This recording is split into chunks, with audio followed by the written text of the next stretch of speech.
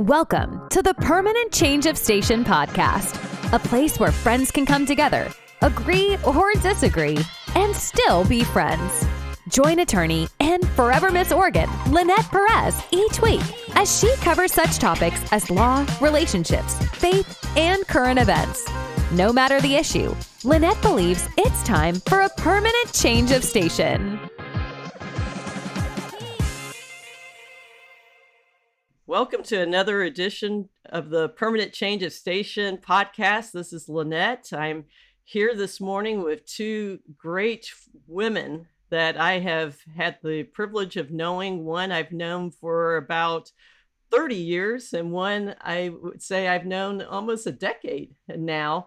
My friend Elizabeth and Katy are both women who have adopted children into their families. And so I wanted to have an episode of talking about the topic of adoption and, allow them to share their experiences, to also, encourage those who might have an interest in adoption to hopefully answer some questions that they may have.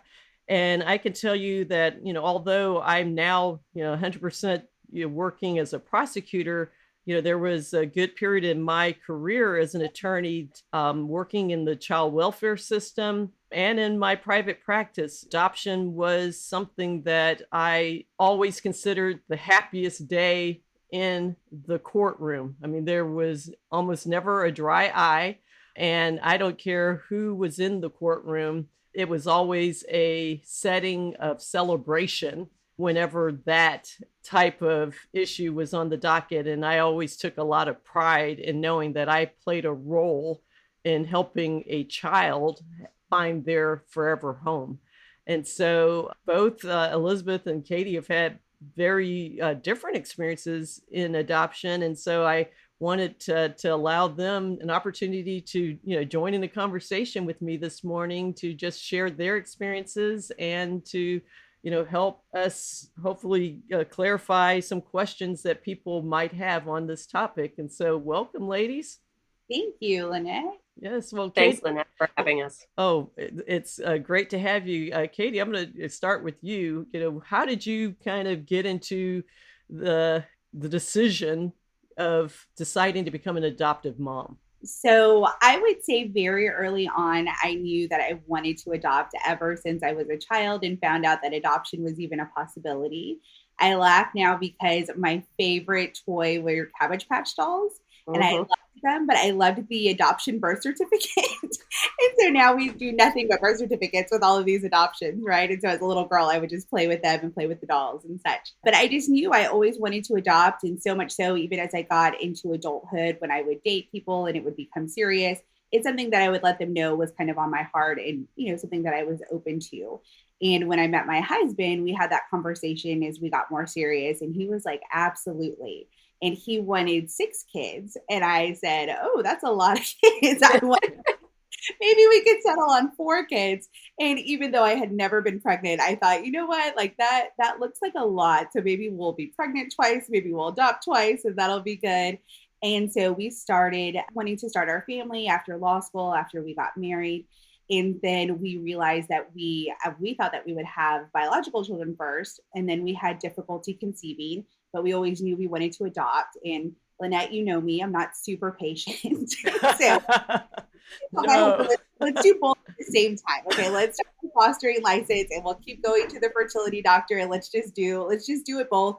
And the fertility doctor said, it's going to take about a year before you can even start trying to be successful and even attempting to become pregnant. So I said, okay, great. I'll foster. We'll start this whole process. It'll take a year over here. And so it'll all kind of work out in the end. It'll all kind of be there. And so as things occur, we, went through our fostering license pretty quickly. We got notification for different children. I said yes to every single child that came into me. Yes, give me all the children. I want all of them. And then we finally got our notification for our boys, and we were finally matched. And I just remember that being the most amazing feeling in the entire world. I was a teacher at the time. I had a staff meeting afterwards, and I was just like absolutely glowing, so excited. How old were your boys when they first came into your home? So coincidentally enough, you can with fostering, you can say, okay, I'm open to this age range, I'm open to this race, I'm open to these kinds of disabilities, not so much these, etc. What you feel like your skill set is equipped for. And so we said we were open to any race. We said we were open to any gender, but we wanted 2 kiddos because I told my husband, I said, you probably aren't going to want to go through all these classes again. So let's just do 2. And so he agreed to that. So we did 2 kiddos, siblings 5 and under, and at least one I wanted to be 1 and under because I didn't know if I was going to be pregnant, and so I kind of wanted that little kiddo experience. So we said 1 and under. Luckily enough, Roman, who's my younger child, when he came home, he was 1 month shy of 2, and so he qualified under that definition. And so he came home, so he was about 23 months, and Kano was 5, so he had just turned 5 a couple of months earlier. So they were technically 1 and 5, basically 2 and 5 when they came home. Okay. And then 2 weeks after they came home, I was just feeling kind of strange, feeling kind of weird. And we weren't really actively seeing my fertility doctor. We were trying to work on my thyroid. So I thought we were totally in the clear, being responsible. Okay, we have our foster kiddos. I go had it on Amazon Subscribe and Save. And my husband in the kitchen with all of just mass chaos, trying to do sippy cups and make their breakfast and get them out of the door before 7:30. And I'm just holding this pregnancy test. And he's like, are you kidding me? I was like, nope, not kidding you. And so he was super excited. And then I was like, this is all great. I'm really tired. I'm going to go take a nap. So yeah, I had a friend in Las Vegas. And now that just hearing your story, I'm thinking of that is that she had gone through these fertility challenges, as well. And she and her husband adopted a child. And within weeks of adopting that child, she found out that she was pregnant with triplets. Okay. Wow. And so she ended up having 4 children that were all born within a year, of one another. Wow. And go from 0 to 4. And in your case, 0 to 3, I mean, I'm sure there's a lot of adjustments, even just in the type of cars that you're going to be able to drive, that your housing situation and everything. Well, I was a little extreme, right? As soon as I was pregnant, I'm like, we need a minivan. Exactly. My law school graduation car and get a minivan. So it was fun. So we ended up finalizing our adoption because when our boys came home, they were living in a shelter in Kerrville. And so they had already been there for the 90 days, which was the most you could do at that time. And they had looked for family members and they couldn't find anybody that could take them. They had already had previous family placements break down. So the case was already kind of accelerated, kind of in the middle. It wasn't like we had just had the initial hearing. So we finalized our adoption on June 2nd and my daughter was born June 10th. Oh my goodness. We adopted my boy. They came home September 1st. So we adopted them 9 months and 1 day after they came home, which is the exact, gestational time. Wow. And then I gave birth to my daughter on June 10th. And then they were like, would you like to keep your foster license open? I'm like, no. Yeah, shut that down. Exactly. And so now, Elizabeth, your situation was unique in that you were in a foreign country. Yes. So how long had y'all been in Uganda when you decided that you wanted to adopt a native child? Well, that's a really interesting question. I have to say, Katy, I love your story. I just have to say that. Just a beautiful story. Thanks for sharing that. What's really interesting is very similar to Katy. We had 2 biological children, U.S. side. And then in my situation is I could get pregnant, but I couldn't stay pregnant, Lynette. And so we went through infertility for 24 months prior to leaving to Uganda. And so the doctor was very considerate, but he said, 8 weeks prior to going, we need to stop this because of your immunizations and your vaccine that you need to take. You don't want to go through all of this process and then you take, a vaccine and then interfere with your pregnancy. So it was an interesting going to Uganda actually for me. And so it wasn't successful for us the 2 years of trying. And it was a death for me going to Uganda in the sense that it was a death of a dream of having our third child. And prior to the infertility doctor, I of course checked, I asked my husband, Royce, are you interested in adoption? And he said, I'm really not. Let's try this route first. And so, like I said, getting on the plane and going, although there was all this excitement where we had, we were leaving America to start our life there. It was a permanent, wasn't a temporary transition we were making.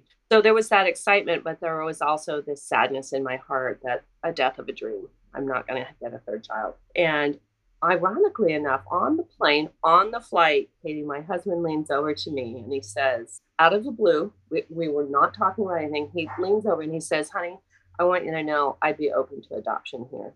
My heart just was so, I mean, of course I was thrilled. And so in the rest of the, 35-hour journey, I'm visualizing and dreaming about an African child. So that's how our journey started on the mission field. Well, it wasn't more than, we realized that we needed to get settled and get into our new assignment and all of that. So of course it wasn't on my mind, Lynette, at that point. So it happened, actually, it was really interesting, Katy, as you talked about from start to finish. I was actually journaling on a weekly basis. I'm not a daily journaler, but I was journaling on a weekly basis. And so I knew where I was. My husband had gone out on visiting the local churches that we supported.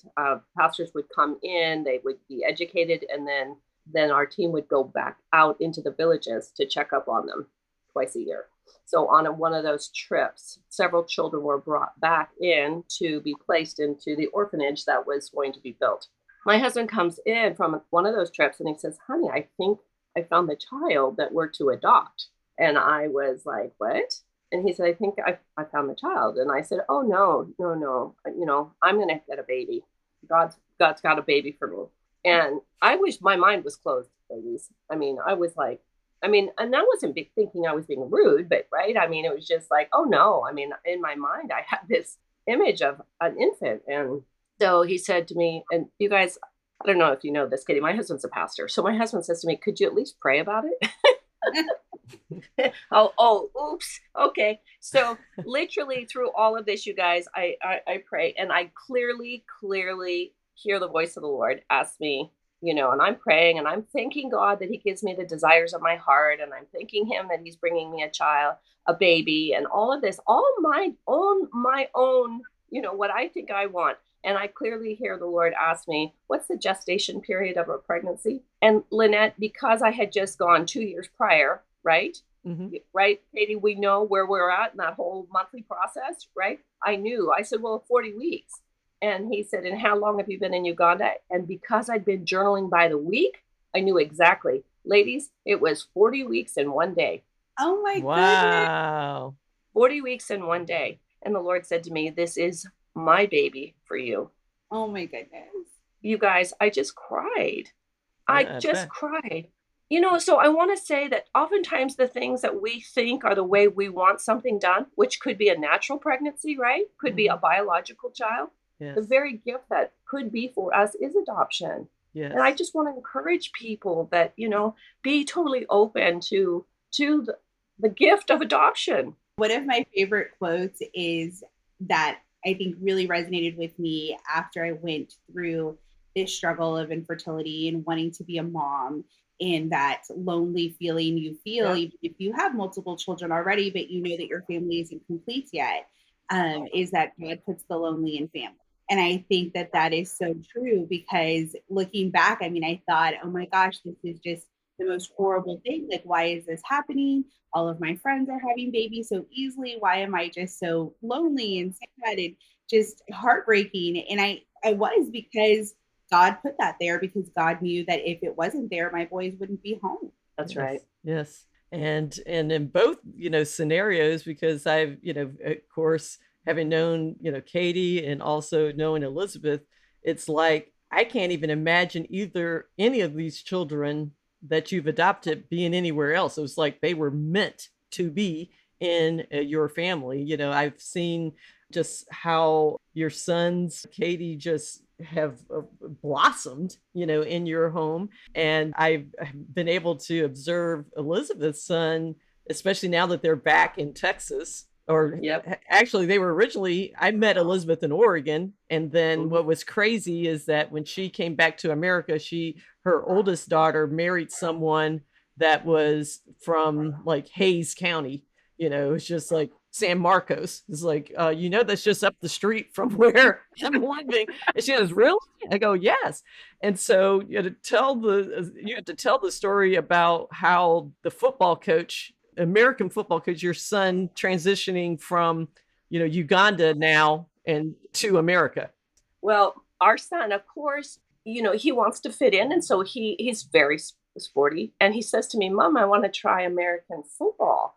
And like Lynette said, I mean, he's probably 5'4" and 125 pounds, ladies. And I said, there is no way, son, that you're getting on an American football field. Those boys are going to crush you. They will kill you. And he says to me with a glee in his eye, he says, Mama, I can run like a gazelle. No. He said, they won't be able to catch me. Anyways, this boy, he is a kicker. And I praise God because he's not, he plays wide receiver, but he has really excelled in kicking. And so he's the starting kicker on his American football team as of last year and this year. And he's gone to state and he has done extremely well. The coaches from the other opposing teams come over at the end of the game and tell the coaches, who is that kicker you have? We want to help him get a scholarship. Oh my gosh, that's amazing. Yeah. That makes me kind of tear up because I think as an adoptive parent and a biological parent, right? As a biological parent, you get to watch these gifts that God has put into your children and you get to see them kind of flourish. But there's a part that you kind of see maybe yourself or your spouse in that mix with them. Right. With adoptive children, it really is just kind of this surprise. You don't know what gifts God has given them. You don't even know what to look for. And so that's so funny that you mentioned that, Elizabeth, because our second kid, Roman, is just naturally so athletic. And so he wanted to play soccer. So we let him play soccer. We told the coach he's never played soccer. We've tried this before. And because of trauma, he just kind of sat on the sidelines. It's been a couple of years. So we're going to try it again. And the coach was like, okay. And of course, I missed practice. I'm like, during my hearing, trying to sign him up for CYO. They want a birth certificate. I'm like, I don't have a birth certificate right now, but I have an adoption order. Will you take that? They're like, yeah, sure. So we finally show up there on Saturday and the coach put him in the second quarter. And, nobody had scored yet. They're like little kittens out there all running around. And Roman gets out there and he scored 5 goals. And I was absolutely just losing my mind. Like I had never been just so excited and so just surprised. And it was just so amazing because that's just his gift from God. We hadn't taught him that. And his parents hadn't been with him long enough to teach him that. That was just something that was inside of him. And I think it's just a beautiful thing to watch unfold. Yes, it is. Well, what's really interesting, even in my own family, and I don't even know if Elizabeth, you knew this, as you've known our entire family for all this 30 years as well. But my youngest brother, Anthony, was adopted. Now he was adopted before my mom and stepfather had met each other. And so, I grew up in this blended family, and my mother is really the only mother that he's ever known, throughout his life. And so what's interesting is that even though he doesn't have the same DNA as myself in Dallas, he is just like us. I mean, can you, you can attest to that, Elizabeth. Yes, right? I can. Right. And so in many ways, he's closer to me than some of my biological DNA, siblings, because me, Dallas, and Anthony were the youngest 3 out of a family that had a total of 8 kids, with a 20-year, age span between oldest and youngest. And so, it's, even though you may not have the same DNA, they become like you. Because that's, the household they were raised in and the values that are instilled in them and all of that, they become just like you and your values in many ways. Yes. It's really interesting, something that Katy said, but for us, because our biological children were older than Elijah, one of the things I would really encourage anyone who has, older children and thinking about adoption is we included them from day one in the process. So it was very much a family decision. And they were very much a part of this process of, bringing Elijah into our home and as their brother. But in that, Dominique and Sophia, they are, when you talk, Katie, when you're talking about how close your biological children are, Dominique and Sophia don't see, and our children, we're Caucasian, and obviously Elijah is Ugandan, right? I mean, so he's dark. So from the outside world, it's pretty obvious he's adopted, right? But our children do not see him at all that way. And one time we were flying back from Uganda to America, and the boys were sitting. We had to be separated, and they were in a 2-seat row, and the boys were together. And the flight attendant was talking to Dominique, and Elijah is a little bit more quiet, and Dom is very talkative, right, Lynette? And so Very much so. she's talking to him, and the boys are probably 11 and 9. And this is Elijah's first time coming to America. And the flight attendant is just engaging with and chatting. And she finally says to Dom, "Oh, and okay, can I bring you something?" And she said, "Can I bring you something for your friend?" And Dominic looked at her with such disgust. And she says, "That's not my friend. That's my brother." Oh, Yeah. yes. And I just remember that I was watching this dialogue a few rows, up watching. And that just hit right in your mother's heart, that you just knew it. You just know that your kids don't look at him any different. That is his brother. And to this day, they're 21 and 19. Elijah will be 20 this year. And those two, just like Lynette said, they're just inseparable. Dominique would do anything and anything for his brother. And Sophia babies him like to no get out. I mean, the three of them are just incredible. I think that it's interesting, Elizabeth, because you have 2 biological children and they're older, and I have 2 biological children, but they're younger. And, the differences in that. And so I think when I was pregnant, right, there's a part of an adoptive parent that I feel like is very fierce and very protected over those adopted children. Yes. Even more so than you are over your biological yes. child. Because the trauma that they've had, how hard you had to fight to get here. And you will not let anybody, come in and try to either like insult this child, harm this child, make the child feel less than, whether it's intentional or unintentional. An adoptive mama is always just on guard. They are these fierce, fierce mother bears. I agree. When I was, we were going through the fostering process. And so we hadn't yet quite adopted. And we got a lot of questions that people would just ask, because I think I'm a pretty approachable person, but I would get super offended, right? Like, we're pregnant. And so they're like, "Oh, are you going to continue to foster? You think I'm going to call CPS and say, like, come pick up my other 2 children because I'm pregnant now?" Like, absolutely not. Right. Yeah, it's crazy. So it was just absolutely, and I know that people don't necessarily, they don't mean harsh or malicious or anything like that. But I was very protective over the fact that everyone's like, "Oh, well, you have these adopted children, but you're going to have this biological child, and that's going to be something different." And now looking back, I realize that comes from a limited experience, right? Those people Yes. had biological children, and so they understood that. We didn't understand the connection that an adoptive parent has with that child. And so now I don't see it as hurtful as I did when I was there. But when I was pregnant, it was almost like this feeling of like, I know in my heart there is no way I could love another being as much as I love my boys. Like, that's just humanly impossible. And so then when she came, to be perfectly honest, and obviously this is going into the ether, but Right. with Roman, it was just automatic. They put him in my arms. It was this just this coming home moment, like all of the stars aligned, rainbows and butterflies everywhere, fireworks, like love at first sight. I could have just died out there on the driveway and been a very happy woman. It was just the best moment of my life. Yes. And when my daughter, I had a very traumatic birth. I had to be put under general anesthesia. They didn't give me any pain meds to numb me down. So when I woke up, came to, I was in a lot of pain. I couldn't talk.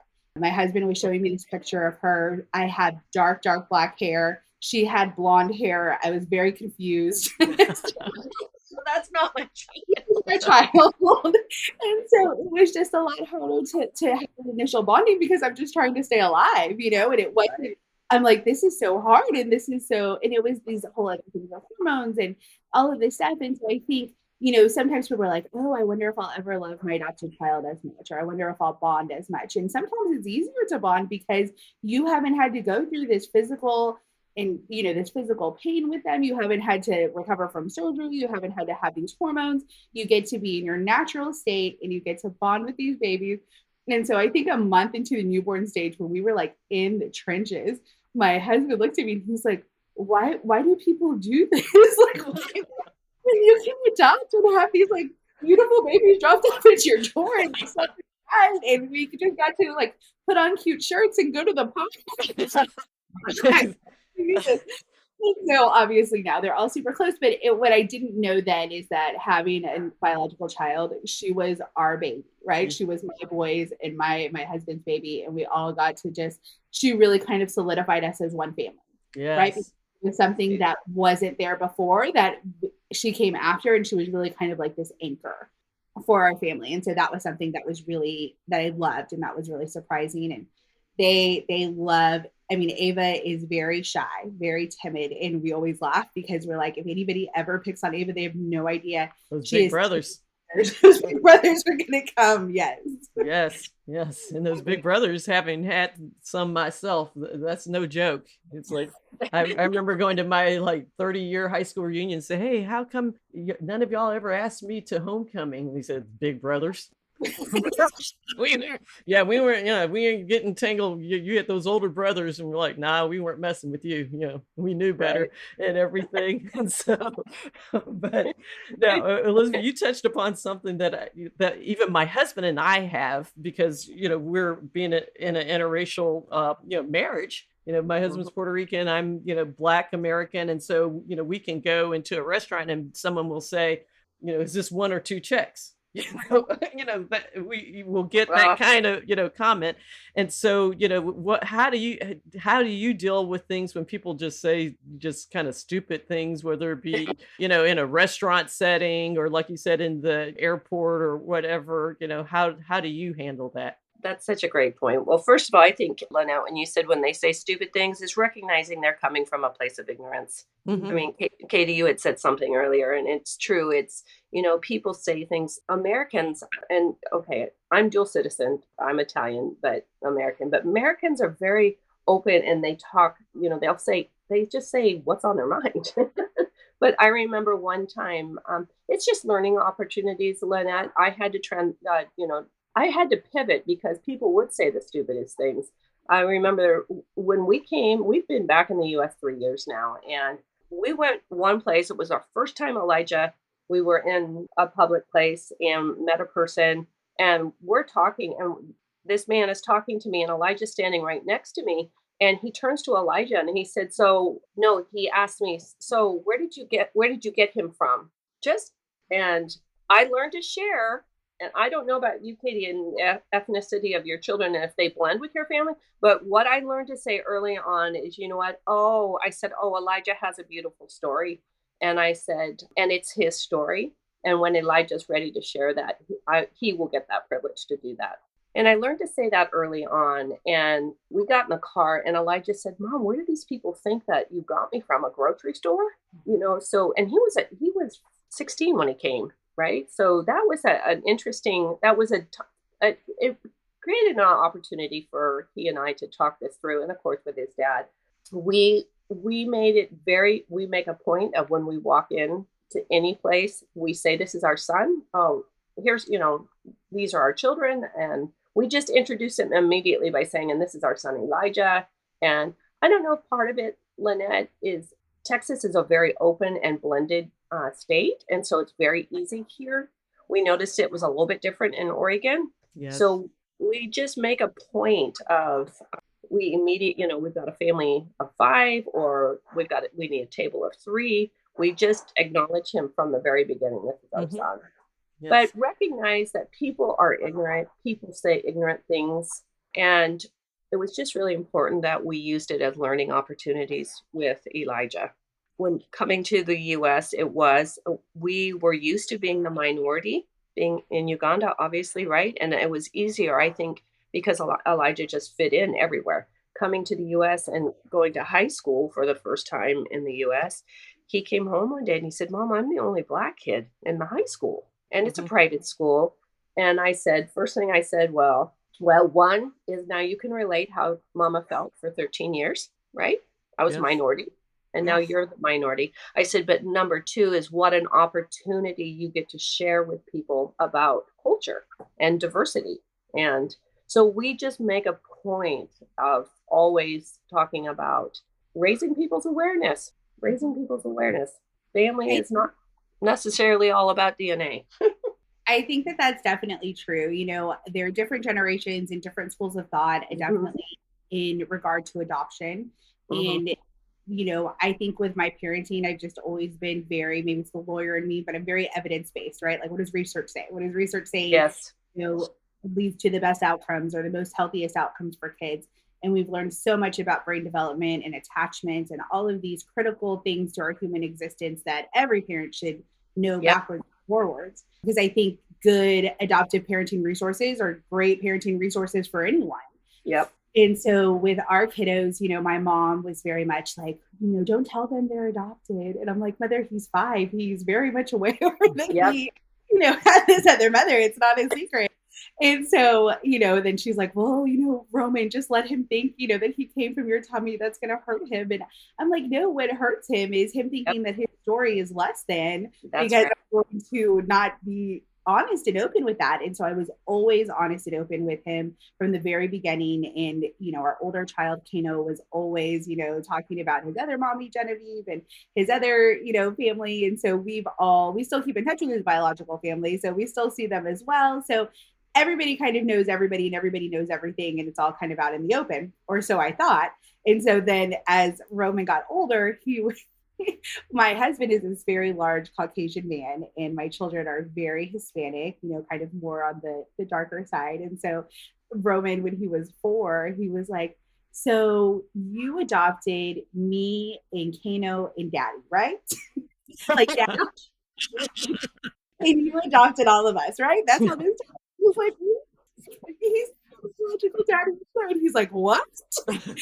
I guess, you know, we had focused so much on the tummy aspect of this whole thing. And then another time, you know, I told him he was just such a gift. You know, Roman, you're just such a gift. You were just my gift from God. I mean, I still say, like, who's my, you know, and Kano too, who's my gift from God, right? And so they knew that. And so then Roman told me one time, I came home in a box. And I was like, what? You did not come home in a box. Where did you get that? He's like, yes, I came home in an Amazon box because I'm a gift. For the Mauser babe. Right. Let's try this story over again. And so, you know, then we, you know, so it's something we talk about, especially at night. He tends to wander and stuff. And so the other day he told me, he's like, you know, I think the reason that I was adopted is because I would never hurt you like Ava did. Like, you were just like, you were so sick, and then you had to have surgery. Like, I would never do that to you. I love you way too much. Oh, So it was just great. it's sweet. But I think honoring their story, and you know, you have these people that ask these questions, but at the same time, I never lose an opportunity to talk about them because I think, you know, what other parent out there or future adoptive mom out there who thinks like, oh, well, I don't know what that looks like, or that seems scary, or it's unknown. And so the more you talk about it and normalize it, the more I think other people realize this could be an option for me. Yes. And so that's why I'm not free about the details of their story necessarily, but I am free about our story as a family, the parts that I feel comfortable sharing because I want other people to know there are other options out there. Yeah. Well, we have, believe it or not, already gone beyond our time frame that we had set for this morning. And so I wanted to just give each of you, you know, a chance to just give final thoughts. If there's someone considering this, are there resources that you would recommend, or how would you, you know, any final parting thoughts? Katy, I'll start with you. I would just say that if you want to be a mother, there are multiple ways to do that. And looking back now, before I was pregnant, I was like, oh, I just want to be pregnant and we want to have this experience. And after you go through that, you realize kind of like a marriage that it's kind of like a wedding day. You know, it's great, it's fine. It's a very, very short part of the journey, a minuscule part of the journey. And there are all of these other joys and blessings that await you afterwards. And I think what Elizabeth said is true. You have, we all have these pictures of what our lives would look like or what our past would look like. And sometimes they're beautiful, but sometimes there's another picture out there. There's another journey. There's another life that God sees that's way more beautiful than anything we could have ever imagined. Mm-hmm. And if we're open to that, the right kids find the right parents, and it creates a beautiful story. I will say that I was recently at an event, and the hostess shared that there's a type of pottery in Japan. I forget the name of it, but it's made from broken pieces. So essentially take the broken pieces and they mend them together with gold. And they started doing that because they didn't want to hide the imperfections in the story. They wanted to make it more beautiful. And through mending it with this gold, they not only made it more beautiful, but they made it stronger. And I think that with adoption, we do that all of the time, right? We take these pieces that come from trauma, whether it's from the infertility trauma of the mother or the trauma that the child incurred, right? And we make this beautiful piece that would have never existed before. And it's more beautiful and it's stronger than anything we could have ever imagined. Awesome. That's beautiful, Katy. That's beautiful. I mean, that sums it up for me. And, just like you said, you should be open, like you said, be open to, there are so many, satisfy the heart of a mother's cry and be open to what God would have for you, just like you said. And I think the other thing from the advice I would give is, and it's just human nature, but move beyond your perspective as a mother and the celebratory side of adoption, but also see it from your adopted child's perspective. That your son or your daughter went through a grieving, right? They lost something, their birth family, but it doesn't have to stay that way. So one book I will tell you guys, I don't know, because I have only been in the US 3 years, and so I didn't have all those other resources, but one book that really helped me was 20 questions that my adopted parents never asked. So that's the title of the book, 20 questions I wish my adopted parents asked.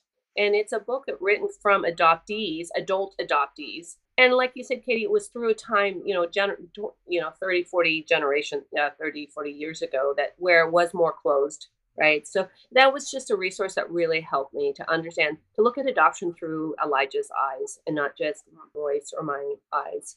And that book was very helpful, and that there's a grieving and a loss that they go through as we are celebrating, but there are things that they go through too. And so that was a really helpful book for me. But Katy, you're right, putting pieces together. Our family, we are definitely a pieced family, but we are more beautiful because of it.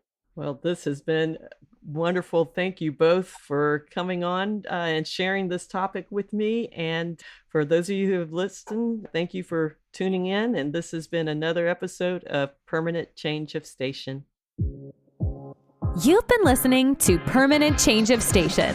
Tune in each week for the latest episode on Apple Podcasts, Spotify, or wherever you find your podcasts. You can find PCS Podcast online at pcspodcast.live and on social media. And while you're at it, don't forget to rate, subscribe, and leave a review. This helps others find the show, and we really appreciate it. We'll catch you in the next episode.